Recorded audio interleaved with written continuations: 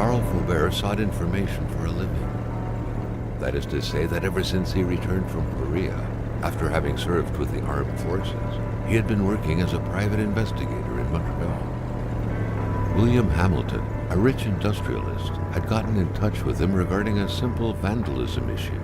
Nothing to write home about. Not worth hiring a private eye either, just so he can drive for hours on rough roads. But that's how it had always been.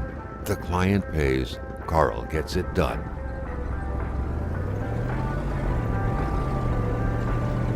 They had set up to meet at the general store, his client's business. Well, actually, the entire village had William Hamilton's name written all over it.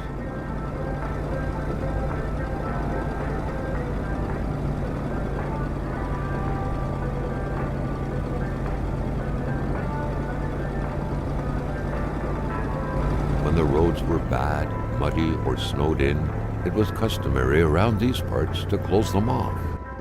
But it was also customary to ignore those signs entirely and drive there anyway.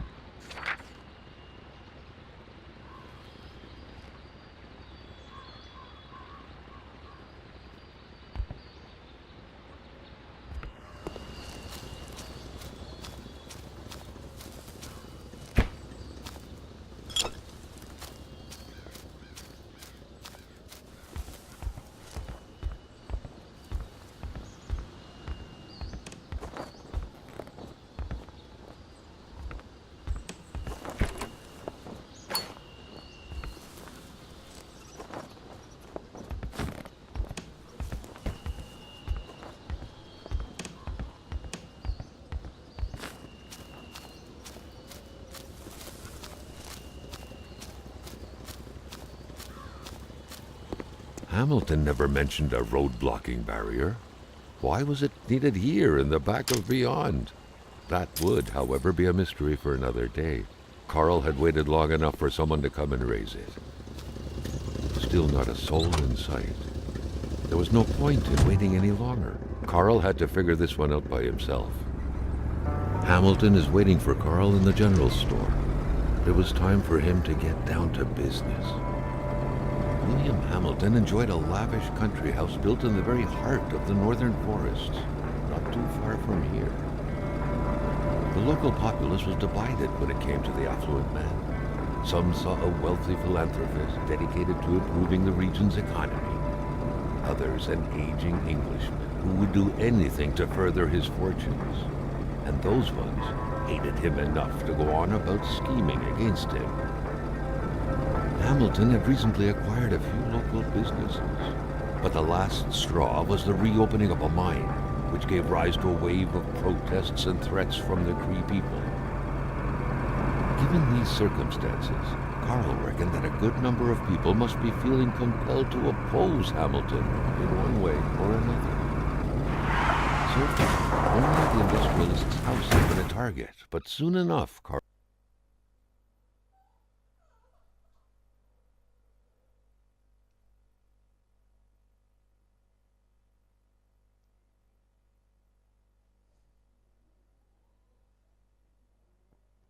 thought the target would become the man himself.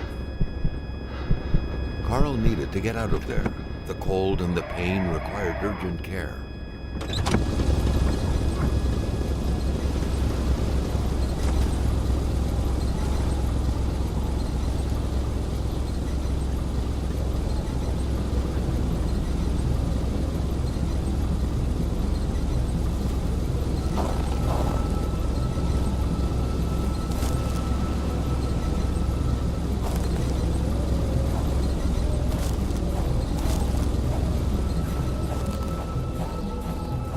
The driver had taken off. It was still best to check it out and leave nothing to chance.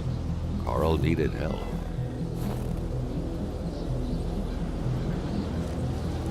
It was a small, locked box engraved with the letters W.H.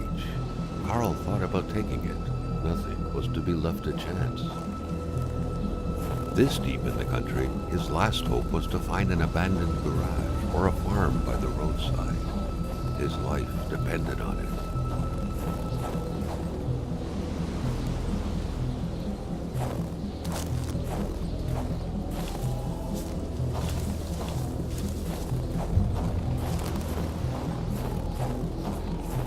It was so cold. Already Carl did not feel his toes anymore.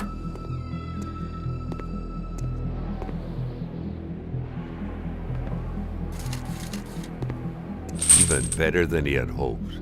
Carl Faubert had succeeded once more and was now on his way to new adventures.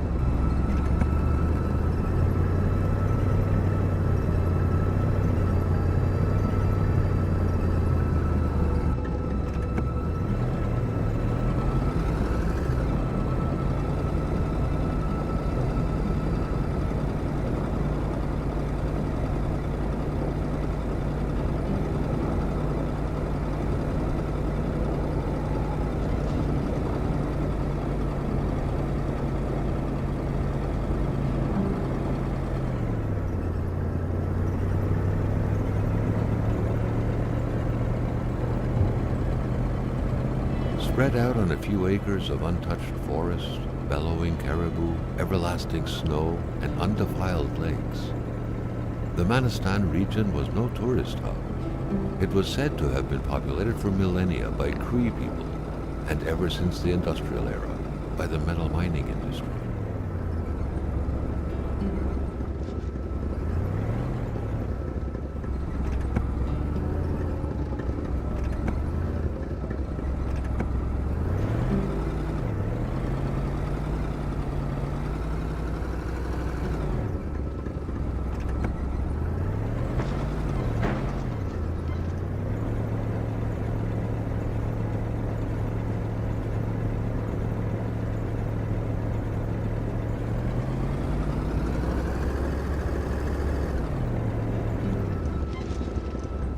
Wasn't a good time to wander about. Hamilton was still out there.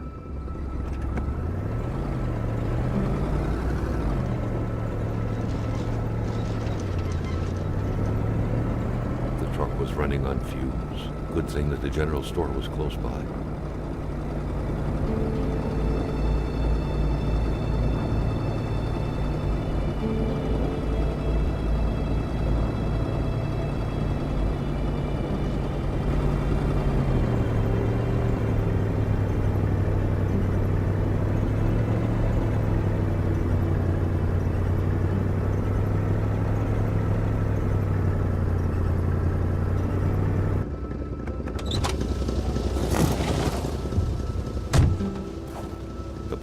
wouldn't surrender their divine nectar so easily.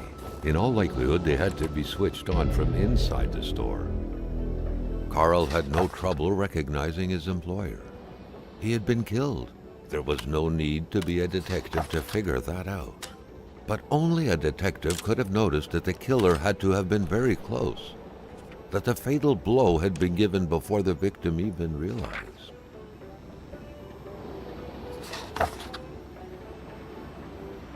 Carl felt a chill down his spine and had a terrifying realization. If Hamilton was dead, then who was going to pay him? An explosion suddenly occurred outside.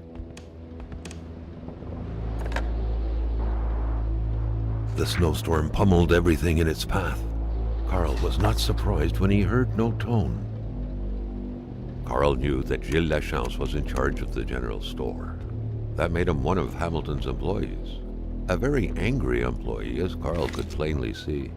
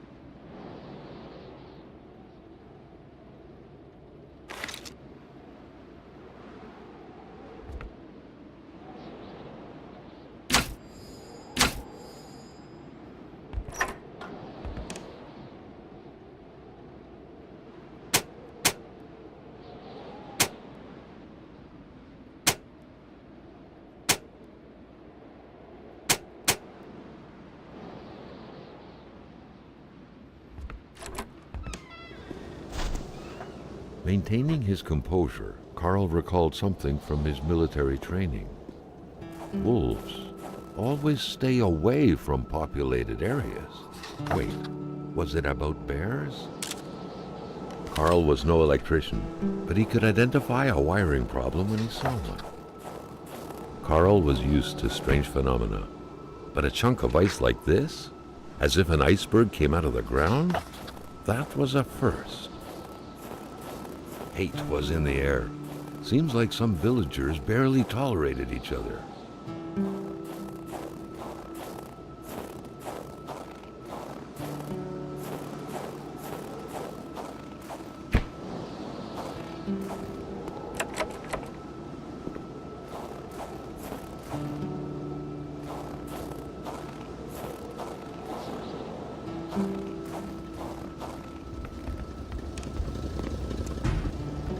Something fell to the bottom of the box. A milkman had to drive by every week to fill the bottles. The fresh milk indicated a recent visit.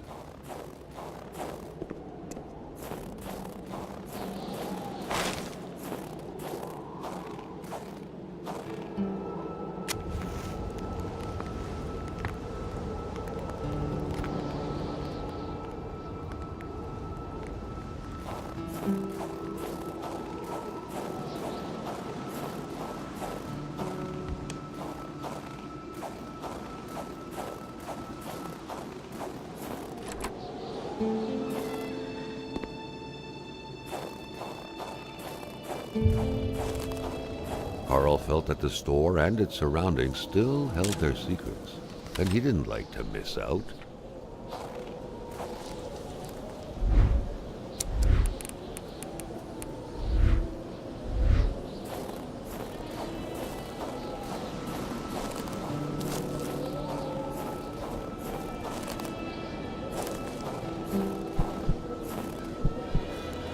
Carl wondered what the hell could that thing be. It looked like a man fossilized in ice. All of a sudden, Carl felt like he was pulled inside a world of dreams, a cold, unknown dimension. Somehow, self-control was slipping from his grasp.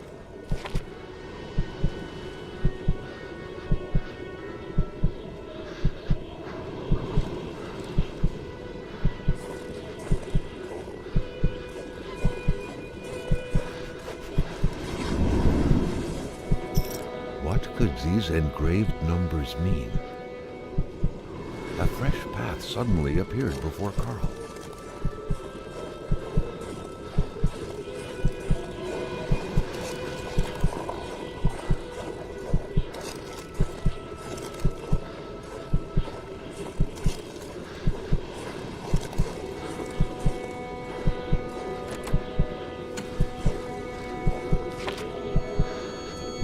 Carl had that feeling you get when you immerse your frozen hands in hot water. What happened? Now at least he knew who the unfortunate man petrified in ice was. Gilles Lachance, the general store's manager.